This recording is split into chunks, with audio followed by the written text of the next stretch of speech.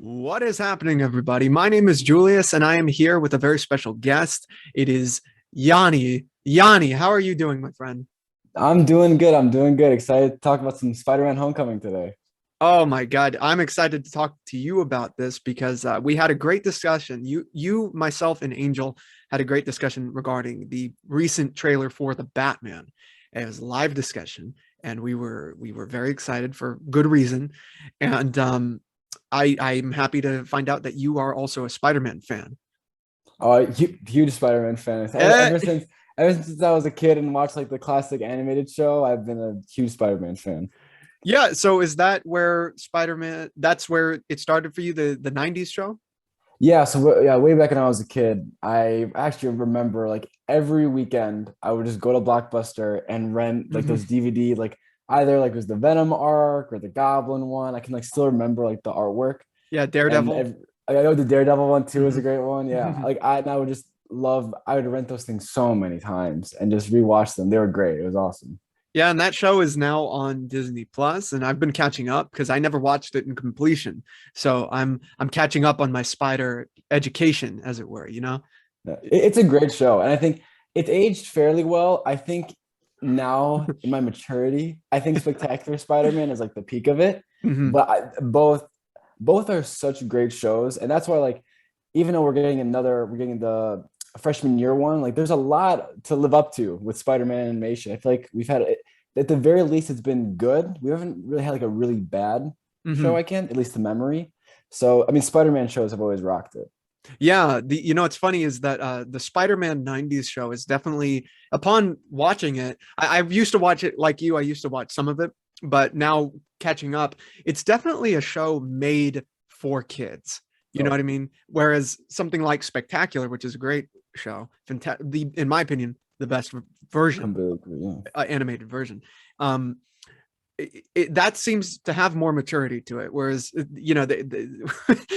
the 90s show, it's always exposition. They're flashing back to something that happened a couple, so the kids don't get lost, you know? Right. So that's all that's missing from these new Holland films is a little flashback to 5 minutes ago. Right, exactly. So obviously we're here to talk about Spider-Man Homecoming. This is the first entry of Spider-Man in terms of his own film in the Marvel Cinematic Universe. It's Tom Holland. He was introduced in Captain America Civil War. There was a lot of speculation back when it was announced Spidey was coming into the world of the Avengers. Is it going to be Andrew? Is it going to be someone new? I'm curious how you felt about the casting of Tom Holland when you first heard of it. It was back at a point. I don't know if I was a sheltered child or not, but like I wasn't big on like the internet until like Mhm. probably like into high school, like later on. So back when that movie came out, I I think the first time I ever like saw Spider-Man, like knew that he was gonna be there, was in that trailer. I Oh remember I yeah, freaked out. yeah. And it was an amazing thing to me because I actually liked like the Amazing Spider-Man movies. I actually really liked them a lot. So I was sad that Andrew wasn't continuing because I didn't think he's my personal favorite actor for it. But as far as how well Tom Holland did in the role or is doing, he's amazing. I think really he had a lot on his shoulders because he has to live up to the nostalgia of Tobey Maguire, and then obviously, like I just said, the previous days live. He had to pick up the torch of Andrew Garfield. Hmm. So I think that he did amazing, and I think you can see he really loves the role, especially if you go back to like those previous interviews, like back when Homecoming was coming out. You can see how excited he was about the role, and I think he did. He rocked it. It's funny that you bring up Andrew Garfield because I think that's an interesting quality that both he and Holland share is that they are fans of Spider-Man. Oh yeah, There's that great video that I get warmed up feelings from where it's Andrew Garfield at the Comic-Con and they're yeah. announcing the Amazing Spider-Man and he's in the crowd and he has the costume on, takes it off and everything. It's really sweet and I think Holland is like that. It's just he's more, I guess, contemporary in a way. Yeah, You know what I mean? yeah. I mean, Garfield was for his time, but his time is almost 10 years ago at this Yeah, point. which is crazy. I cannot believe it. It's right. 2012 was the first one, right? Yeah, That's yeah. insane. I cannot believe someone invested a decade. I know that what the hell COVID did this. It sped I everything up, know. dude. Honestly, ridiculous. But so seeing Tom Holland obviously in that trailer is or his version of Spider-Man grabbing that shield behind you. Wait, hey, guess what? Yeah. Hey, you got it too. Nice, Yeah, nice. dude, here we go, man. It's an awesome like replica, like this, like whatever you call it, memorabilia. Like it's awesome. I love it. This is America right here. There you go. Thank you again to Justin who gave me that. But seeing him grab that shield is powerful imagery. It's a statement of Spider-Man is here and he's here to stay. Yeah. It's a dream come true for all Spider-Man fans. You want to see him. So you was there a specific way you reacted to that image of him just showing up? Well, Did you yell? Did you cry?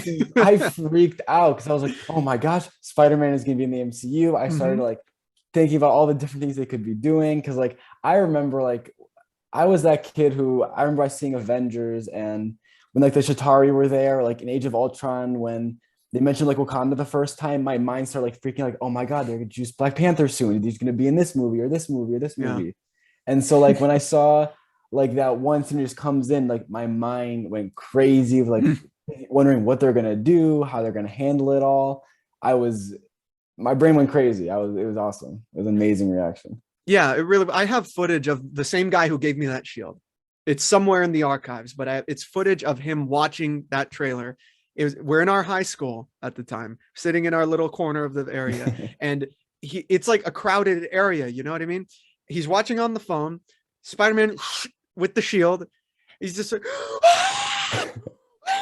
it's yes, like he's just going insane, and it's kind of similar to Angel's reaction to Batman. You Oh know, yeah, a very iconic reaction. yeah. Oh Yeah. my God. And that's how we all feel. It's Spider-Man in the Marvel Cinematic Universe, man. Yeah, and And I love seeing those reactions. I mean, I love seeing like fellow nerds just like freak out, like 'cause it's awesome. It's like super hype. I mean, like it's such a great thing to see everyone so excited about these things, and especially because there's always like controversy online. There's always people who don't like it, and they always can right. like bring you down when you like see the negativity, especially when you're excited for something.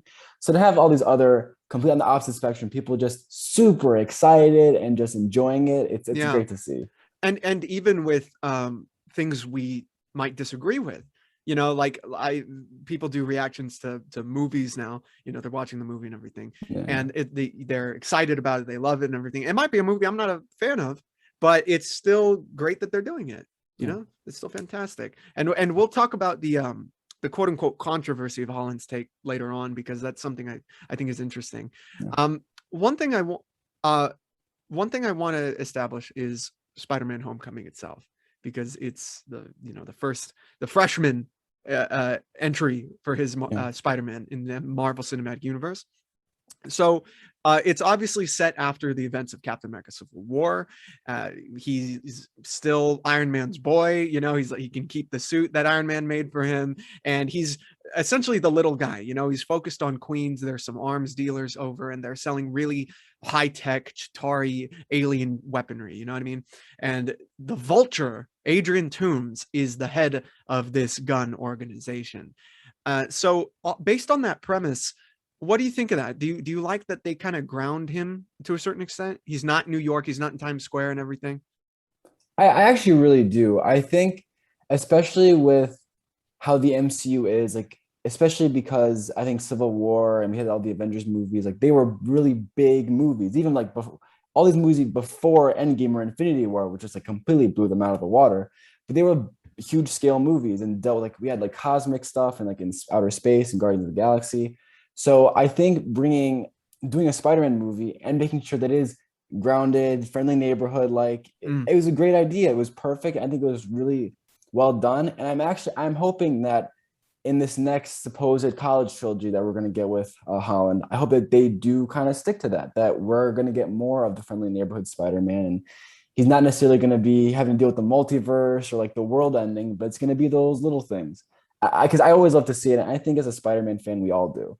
I'm not to speak for everyone else, but It's what Spider-Man is. exactly. Yeah. Spider-Man is.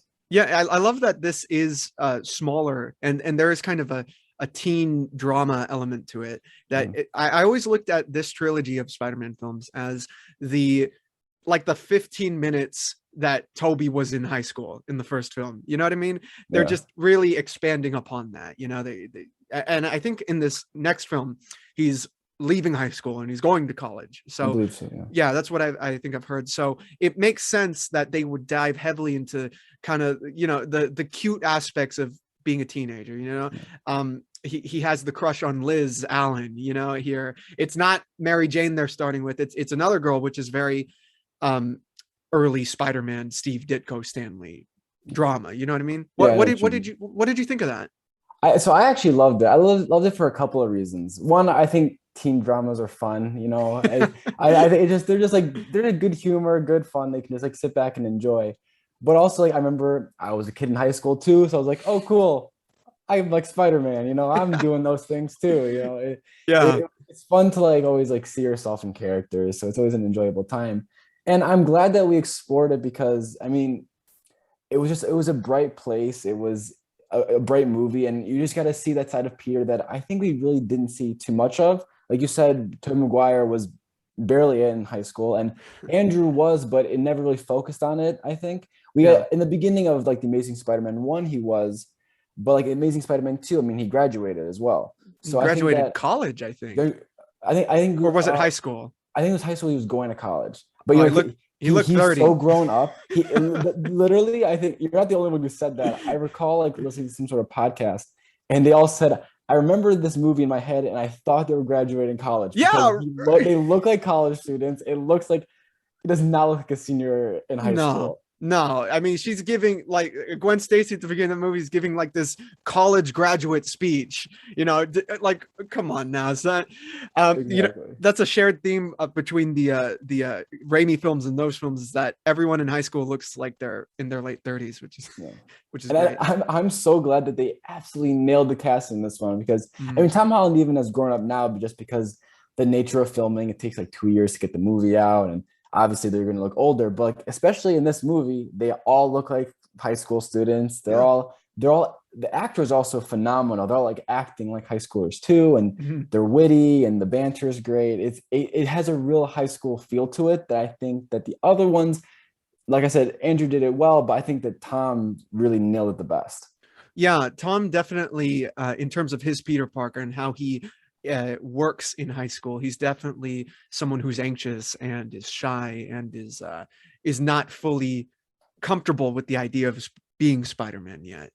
And especially in Homecoming, I think that hits very well, especially when you get scenes with him and his in Tony Stark, where he's like yelling at him, saying, like, "What are you doing? I was doing this on my own. What the hell is your problem?" and all that. And then the breakdown scene with Aunt May following. I think that those are elevated because of the way he plays a kid. You completely believe that Tom Holland is a kid. Yeah. And I think it's funny in the recent trailers of the movie. He botches the spell and everything, Right, and yeah. people are giving him shit. Similar that in a way that yeah, in a similar way to how people were giving shit to Star-Lord for hitting Oh yeah. Thanos. But it's Right. like he's a kid. He's gonna act like that. He's and Star-Lord is a man child. They're Yeah. It's a very like human moment. Like, yeah. like especially as a kid, like you want when something's bad's happening, you have a way to fix it. You want it to be perfect. And you keep remembering all the things. Oh no, wait, I want this, and this. Mhm. And then of course it all goes to crazy, and then the multiverse breaks open. But I do actually want to pick up on something that you said, Mhm. how in Tom Holland's like in this Homecoming movie, he's not exactly comfortable with being Spider-Man. And I think that's a great point because he's very almost arrogant in this because Mhm. he wants to be Spider-Man, he wants to be an Avenger, but he doesn't really know what that means because he wants all the Mhm. fun stuff. He wants to like be like popular. He wants to be just like guys to have the title and go on these crazy adventures.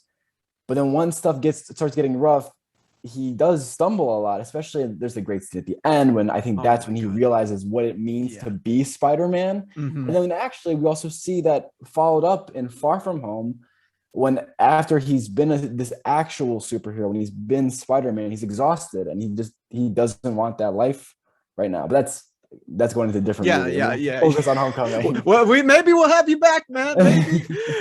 But yeah, I love that also because I think that's where a lot of criticism comes from in regards to Tom's Spider-Man, is that people or Tom is unsure of himself. He is a little arrogant in this film. And I think that's perfect because first of all, he's young. I think that does fall in line with his comic counterpart in a lot of interpretations where, I mean, first time he went out as Spider-Man publicly, he was like on talk shows, he was wrestling, he was trying to, he was trying to make money with Right, it. And then he exactly. learns, Great what power comes great responsibility, right, the cost, Yeah. I think the reason that people can be so critical of him is because we haven't seen that moment you're talking about, the hit him losing Uncle Ben, really facing that suffrage, even though we all know it happened in his history. Right. So it's interesting that you bring that up because yeah, I feel like the comics I've read, Peter Parker does get arrogant at points. He does have kind of an ego. I mean, the amount of shit this guy talks to his criminals, his villains. I mean, you gotta be a bit of a smartass to do that, Yeah. So yeah, that's never really bothered me about Tom's rendition. You know what I mean? Yeah. I completely agree. Yeah. Yeah. Well, you better. Shit. My podcast. I feel like you just end the call right now. Yeah, nice speaking with you. What the so one thing I want to talk about that I think is really interesting aspect of this film is the villain, Michael Keaton's the Vulture. He's not the only Spider-Man villain in this film, but he definitely is the big bad one. I love this casting. I love this actor as villains. Michael Keaton, he kills it. What did you think about his interpretation of the Vulture and his utilization within the story? I absolutely loved it for a number of reasons. First of all, I love the idea of Vulture.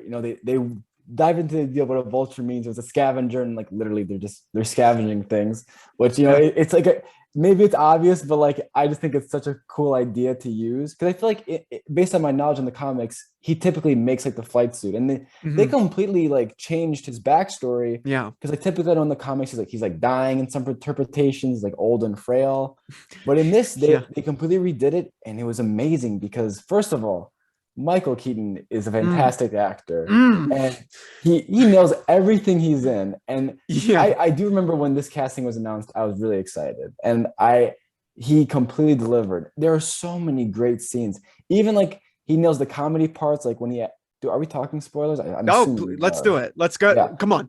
Yeah, so like help me first out, man. when he first like when he shoots like the shocker, he like it's like played like for as a joke a little bit, and he nails it. But then there's also like this serious car scene, and he is super menacing and intense. Like he plays every single scene that he's in amazingly. And also, like you said, just for the character, they didn't go the comic accurate approach. They changed the suit, they changed the backstory. But I think it's in one of those situations where I typically like everyone likes the comic accurate approach and backstory and everything. But if you change the character, make sure you do it and it's done really well and it services the story really well. And this is one of those situations. They nailed it and they actually made it better, I think, than anything in the comic books. Like, yeah, Vulture is probably one of my favorite, I think, MCU villains. He's nailed it here. I completely agree. And I think Michael Keaton is a big part as to why he ranks that high for both of us. Michael Keaton takes the Vulture of all Spider-Man villains and makes him such a threat, because there are some films and shows and whatever where a comic accurate approach to a character is necessary, right? Spider-Man, like in the first film, it's very simple. That origin is perfect. You don't mess with it, right? But with here, you look at the comic version, he's like in this spandex, he speaks like a 30s villain. You know what I mean? Like he's old and senile. Here, I love the approach as well, where he's blue collar. He's someone who feels like an underdog, Didn't even mention that part. Phenomenal. Keep on going, but I love that too, because and the way they set it up in the beginning, it was so that opening sequence when he's like when they're doing their work, and then what's that group? The group that like Damage Control. Damage Control like comes in. It's so well done. I agree, man. I love that he's a very sympathetic villain. You know, he doesn't even really feel like a villain until he shows what he's willing to do Yeah. to protect his family, which we'll get into because that's the biggest WTF of Right. the Yeah. film. But you see what he's willing to do. And one of the lines that really got to me at the very beginning, that scene you're talking about, is where, you know, damage control just comes in, takes over the operation. He's like, dude, I bought trucks for this job. You know, there's families, you know, these guys have families, I have a family and everything. And that, how do you not feel for the guy right then and Right. there? You know, like you completely want him to get what's coming to him. And then you want him to get what's coming to him in a very different way later on in the movie. But I love that he and Peter are the same in many ways. You know, they're both reaching for where someone like Tony Stark is. The thing is, one character loves Tony Stark, the other absolutely hates him. You know, and it's a beautiful rivalry. I even like that one line where like Peter confronts him in the warehouse and he's like, you're doing all these things, yeah, but you're hurting people and you're stealing things. And then he's like, well, how do you think Tony Stark built his big fancy tower? Yeah. He sold weapons. And I'm glad that he, first of all, calls out Tony Stark because like obviously Tony Stark made all his money as a weapons dealer. Yeah. But also he just tries to make Peter understand as well. That I think that's one of the most underrated scenes that people don't talk about enough. I completely agree. That scene, that, you know, it was funny. I was at Angel's house the other night and we were talking about, you know, because we were watching the first two Spider-Man films, Spider-Man 1 and 2, and they were talking about, I wish I brought this scene up, Yanni, because that is such a good scene that, in my opinion, is on the level of a Raimi scene, you know, because it's just these characters hashing out their differences, their ideologies clashing with each other, you know, and the dialogue is so great, the performances are so good. It feels like Toby and Willem, you know. And I'm curious how you feel about this. I've always thought that the Vulture was an interesting parallel to Norman Osborn in the first film. For me, the personal angle in their rivalry, in both rivalries, is very similar. Do you find similarities between both so, can you elaborate first, like what your similarities you mean? Well, like when you brought up that scene between Peter and Vulture in the car, for instance, it reminds me a lot of kind of the interplay that Toby would have with someone like Green Goblin, you know, because it is personal. And it also helps that Michael Keaton could play Norman Osborn in spades. Very well, yeah. So, and actually, so what do you it's think kind of about like that Thanksgiving scene too, you know, where like he figures it out and they both figure out who they are. Yeah. Except in this one, they don't have time to go back and change. They're in the car right there. Yeah. I remember when he like pulls out the gun, like puts it on like the side. I'm like, oh geez. Like there's no fruitcake. Yeah, exactly. So what do you think about that? Do you think that those parallels are there? Oh, I think for sure. I think whether or not they're intentional or not, I think it has to deal with great storytelling. I think that Sam Raimi, say what you will about those movies, whether it can't be or aged well or whatever, I think they, at their core, they have amazing ideas, and that's what they're built on. And I think that all the Spider-Man movies do. And so I think they take from each other a little bit, and they just built off of like the cool idea of one, like how a hero relates to a villain. Yeah. And I think it's done really well. And there for sure are similarities there with that. Yeah. Good. You can stay. Yeah. That I hope we see the Vulture back. I mean, we're gonna see him back, obviously. Yeah, I mean, I love that he's sticking around because first of all, Michael Keaton also could be back in the DCEU too. That guy's right. Because as much as as little we know about what's Spider-Man's future, we got no clue what Batman's future is either. But I mean, Vulture, I mean, he's going to be in Morbius. He's probably going to, there's the rumored Sinister Six movie that's going to happen. And I'm excited he's going to stick around. And I'm curious what's going to happen with it all, especially with how this No Way Home is going to end, because I love the ending of Homecoming because you see he has honor. Like, because when he like doesn't tell anyone Peter's identity when he could, but he has like respect for Peter. And it goes more to that idea, like you said, you feel bad for Vulture, and he's also not necessarily the most villainous guy. Like, yeah, granted, he sells weapons that hurt people, right? Like, him himself, like he never tries to go out of his way to like hurt people. He scavenges old parts. He robs from like Tony Stark. He's not like going around like trying to like destroy New York or anything like that. He's just Yeah. trying to like provide for his family and provide for his crew too, because he also cares about them as well, which I like, because he said like all of these guys have families. Like when he's talking to Damage Control at the beginning of the movie, he at the end of the day he does care about people, but he's willing to do darker things to ensure everyone's okay. Yeah, that's a great aspect, because he starts off in a really heavy place, right? He's doing really he's, no, you're the shocker, right? Like that's a pretty hard core scene right there. Yeah. So and the honor which you brought up is a really interesting point, because I wonder what the rivalry is going to be like between him and Peter from this point on. If he's brought back, if there is that Sinister Six. First of Yeah. all, why is he making that? Is he trying to save Peter for himself? Because there's that scene at the end where he Right. meets up with the Scorpion. Scorpion says, "Heard you know who he is." He's like, he says something like, "If I knew, he'd already be dead." Right. What? Because it could go a lot of different ways. Like Peter's respect towards Liz, him saving his own life, or I want him dead myself. I'm gonna do it myself. So it's interesting. I'm wondering if they'll. I mean, this is going to speculation on how like No Way Home will end, but Let's I do it. wonder if, assuming, which I think the general consensus is that at the end of No Way Home, the whole world will forget he is Peter Parker. So Mhm. maybe like Vulture's memory will be nothing to do with Peter, no like honor. He just remembered Spider-Man is the reason Mm. he's in prison. So that might be all he remembers. And so that way he like has a vengeance Mm. against him. So he has an anger, like, I want to like get rid of Spider-Man and get my revenge. So that could be why he makes the Sinister Six. Because I'm Yeah. trying, because like you said, like after in that movie, it doesn't seem like he's trying to even be a criminal. He's not trying to help Scorpion. He's just going to go like meet with his family because they're visiting there. Like he doesn't seem to have any reason like he wants to break out or anything. He Yeah. just doesn't want anything bad to come to his family. So being a criminal isn't exactly the best way to Yeah. ensure that. That's such a great idea. Like he forgets who Peter is. He forgets that Peter is Spider-Man, and Spider-Man is the one who put him away. That Yeah. is such a great, and that makes sense why he would get whoever he can get to Right. take Yeah. him out. Yeah, no, that would be great. I would love to see that. Thank you, man. Thank you for bringing that up. Oh, We'll yeah, see if sure. you're right.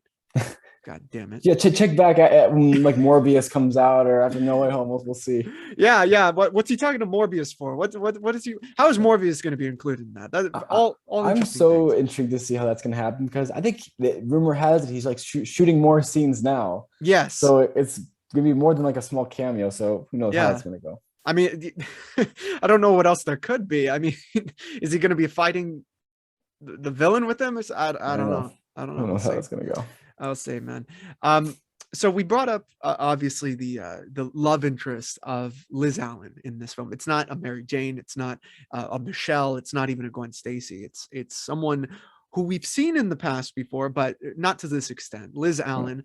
Um, I like this because first of all, it feels really young. You know what I mean? It feels very youthful and very nice that he just has a crush on the older girl. First of all, I love that, and also it falls in line with the comics in that Peter's not just with MJ. He's got all sorts of girl. Multiple. Yeah, Yeah. he gets around a little bit. Yeah. So I love that they play with that here. How did that resonate with you? I like a lot of it. I like you said. First of all, it's very high school in the sense that like everyone in high school has like a big crush that would never ever pan out. But it's like it's in your head. It's fun. Like you see like Ned and him like daydreaming and like staring at Liz, being a little creepy. But it's like it's high school. They're little freshmen being them. Yeah. But it's fun and it's like we've said before. It's very like a teenage drama movie.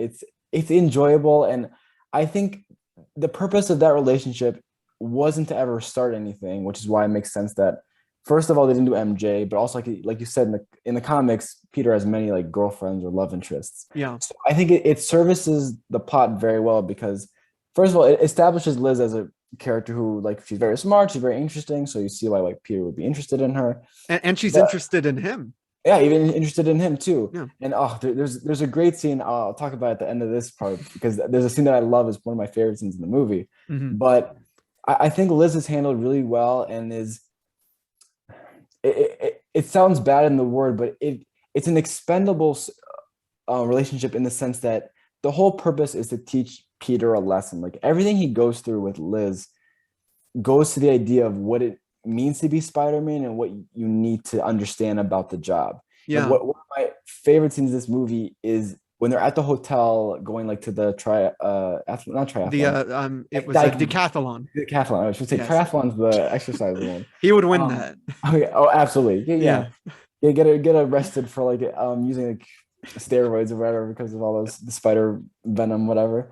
But anyways, my favorite scene is when he's on the rooftop after Liz tells him to go to the pool, and he's looking down to the window. He sees they're all having fun, and Peter's just upset. He's like, I want to go down there so badly. I want to be this kid, but I have a responsibility to track down these criminals. And it's even in that scene that he's not doing it to impress Tony Stark. He's not doing it because he wants to be some hot shot. He's doing it because in that moment, he feels the responsibility of taking care and addressing this danger. And he thinks that people will get hurt. And it's one of those things that I love. I love when we see that, tying back to the Raimi movies, the great Mhm. line of "We always have a choice" from Spider-Man 3, which I Yeah. love that, the idea of like responsibility, and you always have a choice to do what's right, even if it means suffering a little bit yourself. And so that's why I love that scene. And it's such a great lesson that Peter learns through Liz, and Yeah. that having a love interest is hard and sometimes comes at a cost. Yeah, that's I didn't even really connect what I'm about to say until you brought up what you just brought up, in that this movie does parallel with the first film in that he doesn't get the girl and he gives it up. Yeah. Very similar to to Spider-Man, the first one, and Far From Home kind of does a similar parallel to the second film in that he does get the girl. So Mhm. it's nice. It's Yeah. nice. John Watts There, likes Raimi, okay? right, exactly. And speaking of which, what do you think of John Watts as a director? He's obviously has more of a flat approach in terms of shooting and kind of the humor of this. What do you think of his approach to Spider-Man? So it's very interesting. I think that if you look at, first of all, I'm not aware of his other movies, but I think the best thing, especially when looking at directors, is like listening to interviews and Mhm. understanding what they also wanted to do. Because I think studio interference is always a thing in every movie. It's always going to happen because there's always budget constraints. There's things that you just can't do. It's not even necessarily a bad thing when studios interfere in that sort of sense, but I think when you listen to him talk in interviews, he really does love Spider-Man. He understands the core of the character. So, and in that aspect, I really do like John Watts. I like what he did with this movie and what he wanted to do. And just looking at the movie itself, in comparison, just because you brought up how it's shot, I Yeah. don't love how Homecoming is shot. I think Mhm. that just because I think we get so many beautiful shots in the Raimi movies and in the Amazing Spider-Man movies, especially cinematography, I think there is way better. Not to say that Mhm. the cinematography in Homecoming is bad, um, Yeah. but like, and that's like one negative aspect. But I absolutely love um, the humor in this movie. I love like everything else about it. Everything else Yeah. that he did with it, I think is great. That's like actually the one negative, but I love John Watts, and I'm actually really excited to see what he's gonna do with Fantastic Four too, because Hmm. he really does have a great way of balancing the humor with a strong story. Because while I think Far From Home is a little weaker in that aspect, Homecoming, like I was rewatching it, it is so funny. I Yeah. think the humor holds up so well and it's balances so well. Like it's also not like, not that everyone has their own opinion on the MCU humor, but I'm never like a big fan of like the laugh out loud humor. I like typical like clever humor. So Something like more even subtle. yeah, it's like more like subtle things. Like, Yeah. so when like Ned and him are talking and just someone just says like a little like small remark, it's like it's funny. I enjoy that kind of stuff. There's also like great scenes like when they're in the workshop, he's like banging, and then like it pans to this the teacher's like I he's just was reading his book. Keep your hands away from the blades. from I'm the like, blades. gold.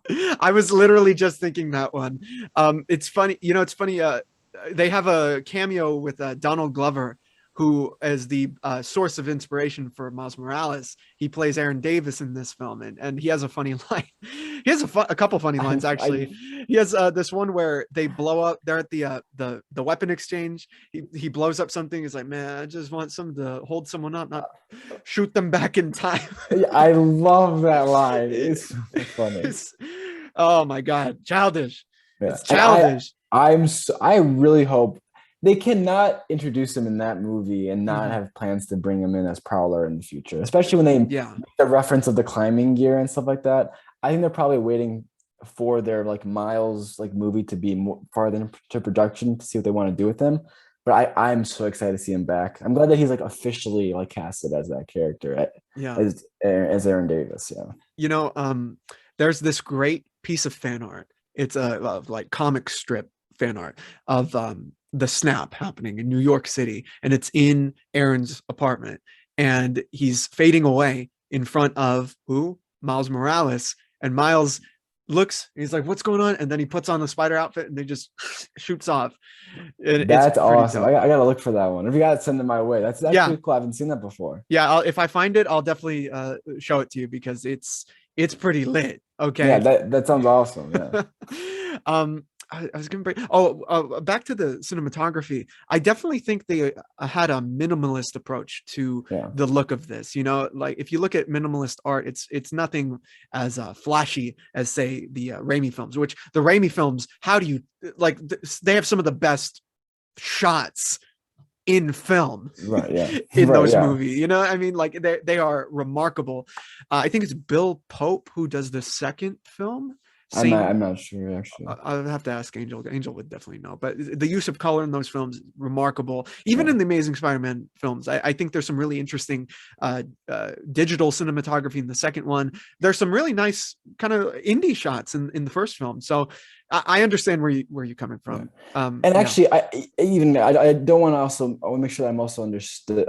I think the way I said it was also wrong. It's not that it's like bad because I think there are a lot of great shots. Like one of my favorites is when he's up against like the wall when he's Mhm. like eating the churro at the beginning Yeah. of the movie. That's a beautiful shot. I Yeah. love how he shot the Ferris Bueller homage scene when he's like running through like the neighborhood. Yeah. And like there are a lot of great shots, but like you said, it is very different. And it's very like minimalistic. It was a great way of explaining it. Yeah. Yeah, and I think a big part of the cinematography is that the shots that stand out to you that are just a direct panel translation, they are very few and far between.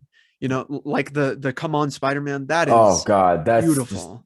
one of the best Spider-Man scenes of all time. I mean, it's when Talk my about it. uncle like has like the actual like cover of like the Mhm. book that when that's in. So like and seeing and comparing like it looks the exact same. It's such a good scene. I think it might actually it's one of I'm skeptical to say my favorite because I feel like I'm gonna think of another scene that's even better, but it's probably one of if not my favorite Spider-Man scene in live action because it's so good. You see like Peter persevering, especially when he's also a kid. He calls out for help. That's one Yeah, of my favorite parts, and you can hear the weakness in his voice yeah, where he's scared the and afraid and yeah, thinks he's gonna die. the shortness of And his breath. the Yeah, shortness, yeah, yeah. exactly. And then we get that beautiful shot of half of his face, half of the mask. He's like, "No, I'm Spider-Man. I can do this. I need to do this." Hmm. And he even like telling himself, like, "Come on, Spider-Man." Oh, that's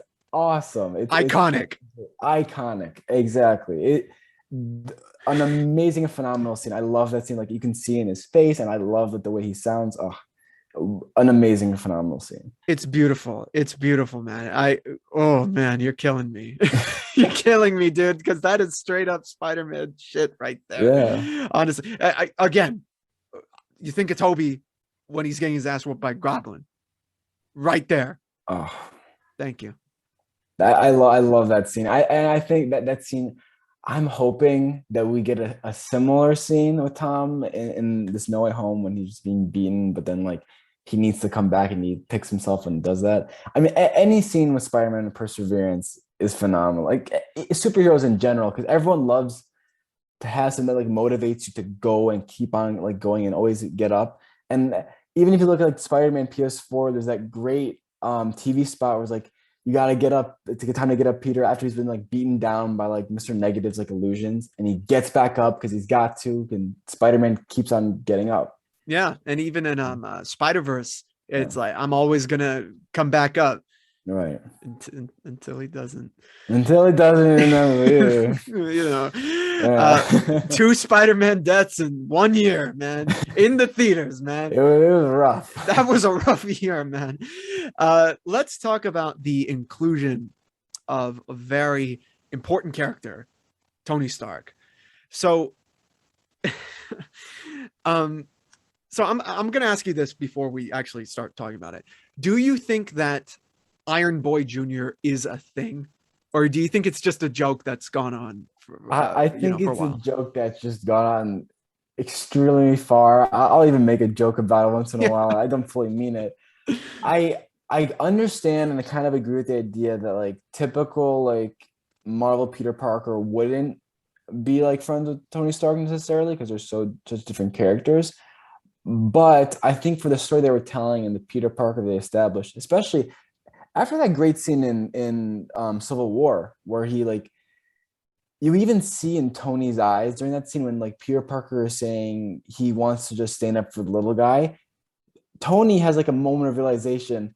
This guy wouldn't normally be on my team right now right. because Yeah, this is what Steve Rogers is almost Ex- going for. exactly. Because Yeah, when you and it almost I'm trying to remember if he says the exact same lines or similar because earlier in the movie Steve Rogers says where if there's somewhere we want to go and they don't let us right. versus Yeah, and then Peter says I think when when you can do the things that I do you can't help but go and those are the same like similar ideas that they're both having so Tony realizes how different they are but hmm also realizes how great of a hero Peter can become so I don't mind the mentorship I think it's done well I think in hindsight I was watching the movie and I'm like you know what I'm okay. Tony Stark's gone. I think Tony had a great run, but I'm so excited for like these new characters, and I'm excited to yeah. see what they do with Peter on his own. So I think he's handled well, but it's definitely not it's not as bad as people say. I don't think it's bad at all. I think there's just something missing in that. And I wish that because there's a point where the Tony Stark Peter relationship is over in the film, you know, where Tony just drops him. Yeah, And I wish at that point they had brought up Uncle Ben and his teachings because Uncle Ben is the reinforcement of why Peter is Spider-Man. Now I Mhm. understand why Uncle Ben is kind of absent. You know, he's insinuated about throughout Yeah. the No, of them. MCU. Yeah, But I wish that especially that scene between him and Aunt May when he comes home and she's like freaking out. Like, why would you not mention him at that point? You know, like I feel like the Tony Stark mentorship is fine, but I need a balance of why did I become Spider-Man? It yeah, was because of my Uncle Ben. yeah. You know, And to that point, I think that one of the couple negatives of the Tony Stark relationship is that it does seem like Tony Stark is more important to him than Uncle Ben. And then I mean, as a classic Spider-Man fan, doesn't mm-hmm. necessarily sit right with me. And it's an interesting balance that you have to strike because like if you go to someone who doesn't read the comics, doesn't know Spider-Man, doesn't even know the Amazing Spider-Man or Tobey Maguire Spider-Man, only knows the MCU, they'll enjoy that relationship for what it is. And it's because I think it's handled well when you look at it in a bubble. But when you look at Spider-Man comics, I think that's when you realize some things I think they went a little too deep into with Tony Stark, and it takes away from the Uncle Ben nature of the character, which is it's an important one.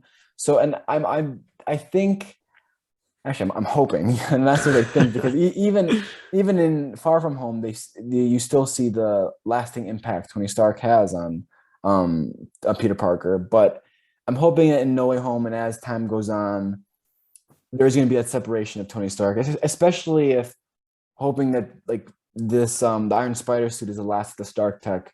Yeah. Then maybe Peter will be more on his own, and who knows, we might even get some more Uncle Ben scenes. Yeah, I'm definitely hoping that this is.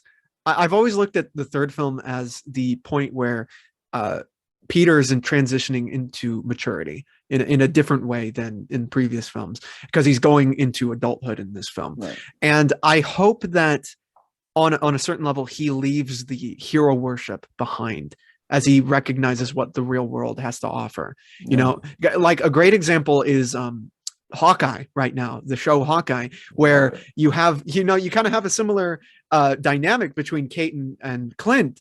Mhm. But Clint is telling Tony never did this. Clint is saying, I'm not a hero. I am not the person you think I am. I am not an inspiration. I am a killer. Yeah. I'm an assassin. I'm not, you know, Yeah. now obviously, hopefully he gets out of that funk, but Right. Tony Stark is a complete like narcissist. I mean, it's what makes him a great character, but he would never admit that. Yeah. You know what I mean? I completely agree. And that's so tied to like who the character is. Yeah. Like And he he would absolutely never speak ill of himself. yeah, I mean, there's real love there between him and Tony Stark. You can definitely feel it, but it is kind of in many ways a toxic relationship, which is why I hope he grounds himself with who made him Spider-Man in the first place. And I do think that there are some things like it's funny because even in Homecoming, when Peter makes a decision not to be an Avenger, Tony's like, "Well, shoot. I mean, he made a smart decision. I didn't Yeah. see it coming. He did something super mature. Good on him. He's better than me. Like, and I think Tony does want him to be better than him and to Right. learn Yeah. mistakes. He even says as much in the film. Yeah, he does. Yeah, like I want you to be right. I want you to be better. Right. So I there are some interesting ideas for both sides of the whole Tony Stark relationship. Yeah, that's a great point you brought up, man. You know, I don't think Tom's version gets enough credit in this aspect. Is that each film is about him letting Tony go a bit more. You know, like the first film, he declines the Iron Spider. Obviously, he uses it because I mean Thanos is coming Yeah, to town. You got to right. use it. In No Far better From time to crack it open. Exactly. Far From Home, he's saying to himself, I'm not going to be the next Iron Man. I have to be Spider-Man, right? Yeah, In this next film, I like we're talking about, I hope he just leaves it completely behind, you know? especially if which where I think we're all assuming is going to happen. He's going to meet these other classic Spider-Man. I think that he's going to see also what it means to be Spider-Man and learn from the best of the best and become the Spider-Man that he's supposed to be. So I think that with all these ideas at play, that this movie will definitely be leaving Tony Stark behind and becoming a hero in his own right. Which I think at the end of the movie, at the end of Far From Home, that's the idea that we're supposed to be left with. Like with that web swinging, it's supposed to be he's Spider-Man, he's swinging around, he's his own person now. Yeah, and he's swinging in similar places to where the Tobey Maguire would Yeah, swing. So it's very nice. It's clever. It's nice, very nice clever. setup. Yeah, nice setup. He's on his way to being that hero. Yeah. And I'm gonna just put this out there. I've said it countless times. I hope Toby is Tom's Uncle Ben. I really like that idea. I know people I know are torn on that idea, but Mm-hmm. I love it. I would think it would be it would be an interesting idea. It would have my only reason I would be skeptical is if I want to make sure that it flows well in the movie, especially Right. if they're only appearing near the middle end. I hope if he is Uncle Ben, the same face, The I hope that they have MCU a Uncle Ben. dedicated scene when they talk. Yeah. Because I don't want it to just be like used as a joke. If you're Right. gonna do something like that, make sure it's like heavy and impactful. So Yeah. I would love it. He's I think around the same age that would work. I think. I Yeah. imagine. As Marissa Tomei, you Yeah. could buy it at least, you Yeah, know? yeah, you could buy exactly. Yeah. And Yeah. the what I imagine, you know, I never even thought about it like that. Oh my God, if he's Uncle Ben and it's like played for laughs. No. That's not gonna be No. sit well with anyone. I could only imagine Twitter that Friday. I mean, a joke would be fine as long as you have a serious reaction. Completely agree. I think humor always has its place, but as long as humor is used in the right time, and as well as you still have that impactful scene like that, like there are always I think problems in the MCU when they interrupt like an intense scene like with humor. Yeah. So I do hope that if something like that happens in No Way Home, that they give enough time to separate the idea. Yeah. I'm putting my faith into Watts. Yeah, If this theory comes true, I'm yeah, gonna back him and say, listen, you're smarter than that, okay? yeah, Because the thing I picture is is that's the reason why we haven't seen Uncle Ben, is because it is Tobey Maguire. You don't That's perfect for a third movie reveal, right? And Yeah. we get a scene that kind of homages the scene between Toby and Cliff Robertson in the first film, them in the Right. car, him telling him the line. Such a great scene. That would, I mean, that would bring it full circle. That would bring everything full circle for all Yeah. Spider-Man, Yeah. Come on, man. That'd be amazing. Any last words for Tom Holland's version of the character, Homecoming itself? Anything you love, don't love? Just because we brought it up, I do want to bring attention to it. I think Marissa Tomei in this movie is amazing as Aunt May. Mm. She's not in it that much in this movie or Far From Home. Like, I think Far From Home she doesn't have that much to do. No, it's kind of But I unfortunate. love. It's really unfortunate. Yeah. I'm really hoping that she has some great scenes in No Way Home because she's such an integral part to the character, and I hope that she's able to contribute to this universe. But I love that scene when Peter comes like home in tears and she helps pick him up and she not only comforts them, then there's also like the fun scene afterwards where she gets him ready for the dance. It's a wonderful scene. So hopefully there's a good scene in No Way Home. But Yeah. I love this. For as far as like full last remarks, I love this movie. I think it's phenomenal. One of my favorite in the MCU, and it's a great Spider-Man movie all around. Oh man, Yanni, I love talking to you about Spider-Man and just anything. Honestly, you're a really fun guy to talk to, and I'm glad. Likewise. Thank you. I'm glad we did this because Spider-Man: Homecoming. I think it is an underrated Spider-Man film. I think it's great. It's just great. Come on. It's a great one. I think people will hate on it as not as a favorite because it's MCU, and it's like that's like it's cool to not say MCU stuff, but it's a phenomenal one. I think I have it ranked in my third favorite Spider-Man movie. I think. Oh, what are the first two? Well, my first one is Into the Spider-Verse, just because that movie's amazing. Yes, amazing. Okay, I get clowned on this a lot.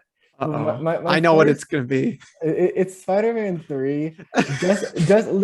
Just because I know everyone always hates on me for it. The thing is, not looking at it as a Spider-Man movie, not looking at it what it's supposed to be, but the movie is so funny and so enjoyable in some scenes.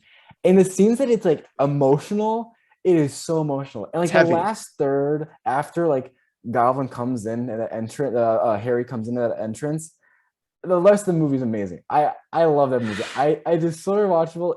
I laugh at it. I get like choked up at it. Oh, that's such a great movie. But like, if you're asking who the better made movie is and the better Spider-Man movie is, I'm not crazy. I know obviously Homecoming is the best one. Parker, Miss Brandt, it's not the position I hired you for. God, Bully Maguire, like the cultural impact that has had. The amount of TikTok accounts or Twitter accounts of people just like responding with like Tobey Maguire quotes is amazing. Every time it comes up on my Explore page, I love it. I laugh every time. The people who come onto this channel and as Bully Maguire and comment on every single video or post or whatever, those people. That's what. Okay, last question before we're actually done. What do you think Tobey Maguire will be remembered for more? His time as Spider-Man or Bully Maguire? 100% Bully Maguire. That meme is never dying. That's gonna like if there was a nuclear holocaust and like the entire world was destroyed, at least one tape of Spider-Man 3 would remain intact and it would only be like the dancing scene. Yeah. And it'll live on forever. He's walking down the street. Every time he points at a girl, another explosion. Yeah. Did you see? Have you seen the video of edited of like the Bully Maguire doing the dance, and then a portal opens up, and it's like the three Spider-Man come to like shoot him, and he like falls on the ground. No. It is such a bizarre video. I gotta send it to you. Yeah, dude, that's ridiculous. I've seen too many Bully Maguire. I wonder if they're gonna mention that at all in the film. I hope there's at least a joke about dancing, or something. Just give me a little bit, Yeah, or maybe they looked at it like, oh, Spider-Verse kind of took care of that already. So. I love the Spider-Verse. Spider-Verse, that opening was great. That was the best way to handle it. Yeah. Brilliant. Yeah. Okay, Yanni, thank you so much for talking to me, man. I'm excited. I hope to talk to you again soon. We might have you on another Spider-Man based podcast. We're not really sure yet. I'll keep you up to date. Tell the people where they can find you. Yes, you can find me at Yanni's Nerdverse on TikTok, Instagram, YouTube, Twitch. Actually, now too, I'm starting Twitch streaming this week. Probably Hey, now that finals are over, I can finally get into right? that. But I post on every platform every day, and I'm gonna be cranking out a lot more YouTube videos and, like I said, Twitch streams. So check me out on any of those platforms, whatever one is the most convenient, and that's really where you can find me. And thank you so much, Julius, for talking to me and having me on. I love talking to you guys, to you about nerd stuff. So have you back anytime you guys want. Of course, man. I also, guys, check out the Batman trailer discussion we did with Yanni because I love listening to it. I think it's a really fun Oh, discussion. And yeah, I mean, who doesn't love Batman or who Spider-Man? doesn't? Or Spider. Two great characters. Two, Two great characters have such an impact. Yeah. the goats, right? Thank you. Okay, guys, have a great one. You can find us anywhere where Yanni is. I hope you guys have a great and safe day. Peace out, and get the hell out of here. I don't know. All right.